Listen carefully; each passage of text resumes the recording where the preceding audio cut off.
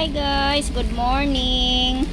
Update lang ako guys sa inyo for today's video. Ayan, nagpaplantita ang Inday guys. Dumating na yung aking order na loam soil. Ayan, tatlong ano to guys, tatlong sako. Ay, sako plastic pala. So ito muna ang pinagkakaabalahan ko guys pagka wala naman masyadong bumibili, kaya ito, yan, pinasok ko muna dito sa loob kasi magtatanim ako. Yan, so ayan ang aming tindahan guys. Yan, wala naman masyadong bumibili pa ngayong umaga. So ito kasi guys, yan, anuin ko siya, paghihiwa-hiwalayin ko yan para dumami siya kasi may mga may mga anak na. Ayan, may mga anak na yung halaman ko. Tapos itong mga halaman ko guys, yan, dadagdagan ko ng lupa kasi kulang, kaya nag-order ako ng lupa.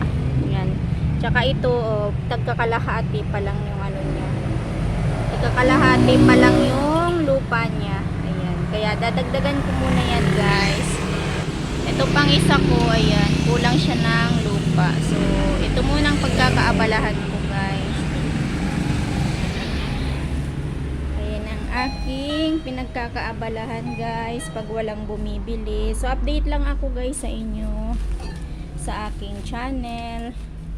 Wala akong masyadong ganap guys, kaya ito na lang muna ang upload ko para makapag-update lang ba sa aking channel. Ayan, marami na to guys, tag 10 kilos yung isang nito, isang pack. So medyo marami-rami na to. Hahaluan ko pa rin ito guys ng yung garden soil talaga. Ito loam soil lang to. Yan, hindi siya masyadong malupa. Parang more on buhangin. Parang buhangin. Tsaka yung mga pinaghalo-halong ipa. Ayan.